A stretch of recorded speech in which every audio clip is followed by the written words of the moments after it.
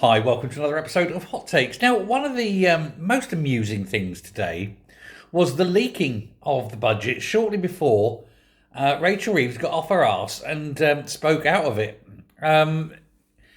It was just so wonderful because what it meant, of course, is that when Kemi Badenoch had to get up to do the response to the budget, it wasn't a cobbled together on the spot response, having listened to what has just been said. The Tories had time to actually analyse the things, and she had actually had quite a good response, which is nice. But of course, on top of that, the worst thing that happened with the OBR releasing the budget was that they also accidentally, before the budget, released their growth projections. These should have been kept until after. They should have released the budget, the main part of the budget, until after the budget had been, she'd sat down, and then released all the other data. They released it first. Now, this has never, ever happened before. Like, never. And I have a feeling that someone at the OBR, I think, has done this on purpose. It just appears that way. But, what was doomed to be a terrible budget anyway is now humiliating for Reeves. The OBR, obviously, releasing this early meant that the Tories had, everyone had first sight of it, so they could get their claws in, ready to do the response. But more importantly, was that data with regards to growth, because it's shown that growth in reality is going to be much smaller than what was the projection on which the budget was based. Now, they said that it was the original forecast was that it would be 1.5 this year. It's going to be 1. It was from 26 would be 1.9. It's down to 1.4. 27 they said it was 1.8. They've taken it down to 1.5. And 28 27 was 1.8 to 1.5, 28, 1.7 to 1.5, and 29, 1.8 to 1.5. Now, this doesn't sound like much, but when you're talking an economy the size of Britain's, and over 5 years, it's immense amounts of money that aren't going in. It's no growth. It's much reduced growth. It's tens of hundreds of billions of pounds across 5 years that isn't going to be there, that isn't going to be taxed. Now, she has created a hole, and now she has not filled it, so it's going to get worse anyway, but she's based it on a growth forecast which has now been massively reduced. That means next year's budget, the black hole, is going to grow even bigger. I wonder who'll be giving that budget, because it certainly can't be Rachel Reeves. The one big thing, the freezing of the thresholds.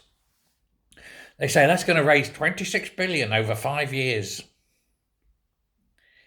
No, it's not, because there's going to be a lot fewer people paying tax. It's absolutely not. What it is going to do, though, it's going to start taking tax from pensioners who live just on the pension, who barely exist anyway, can't heat their houses or eat, and you're going to tax them. But thankfully, you're going to give people who can buy electric cars a massive boost. This has been the most chaotic budget in terms of the run-up, in terms of the leaks, deliberate leaks in my opinion, in terms of kite flying, in terms of preparation, and then in terms of delivery. She looked like she was about to burst into tears again. I know not a lot of people actually watched it because her voice is so grating. It is nails down a blackboard, isn't it? How can anyone be less charming and personality driven than her, as opposed to Starmer? I mean, God, he's got nothing and she's worse. And she sounds like the teacher out of Charlie Brown out of Peanuts, isn't it? And then she's banging on all these numbers, and you can see her own front benchers falling asleep. It was truly woeful. And then she goes, oh, we're doing this and we're doing that. And yeah, basically, we're screwing everybody. We're destroying everything. Nothing escapes. Because we're going to make Britain the country of growth by having the world's most expensive electricity, the highest taxes in the Western world. Everyone who wants to invest is leaving because it's shit. And we're making it shittier each and every single day in every conceivable and possible way. The enshittification of Britain continues apace under this Labour Party, this Communist Party, this Chinese Communist Party. Badenoch got up, called it a complete shambles. Badenoch is absolutely right. I mean, you've got to do it. She, of course, was banging on about the static growth that the OBR had released.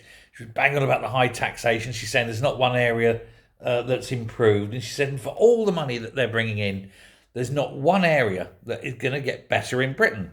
And in fact, it's all going to get worse because this 26 billion I'm bringing in is going to be dwarfed by the amount that welfare will increase. They all moaned about Liz Truss's budget, but Liz Truss was giving money back to the people. She's not. This one is just destroying everything in the vain hope that if we tax everything, then we'll have lots of money to hand it away and give it all away to people who haven't worked or people who can't afford to have babies but still have babies because, hey, they lack the self-control of not fucking, put it bluntly. Now, Keir Starmer was saying, well, the leak from the OBR is a matter for the OBR, but he's not going to investigate it. Of course he's not, because it's too embarrassing. And I can't explain how bad it is in every single way. But the one thing I was glad of is that when she sat down, she was a broken woman. Her face said it all. I commend this to the House, and then sat down, and you could see like she was relieved to sit down. And very shortly, obviously, she has to listen to the leader of the opposition do the response, which she did. But as soon as Kemi sat down, she scuttled out there. Fred scuttled it. Boom, gone. She wasn't hanging around. She didn't want to listen to anyone else because she just knew it would be insult after insult after insult. And she's going, it's because I'm a woman. People think it's all misogynist and mansplaining. No, we don't give a shit you're a woman. It's because you're shit. And she doesn't understand. And it's quite clear. Last year's budget was terrible. This one, worse. Next year's, if she's still there, and she can't possibly be, God no, but if she's still there next year, then I don't know. Who the hell's she taxing? There'll be no one left. Let me know your thoughts on this one. But it is good to see that all the responses got in, and I'm pretty sure the OBR leaked that on purpose. Thanks a lot. Bye.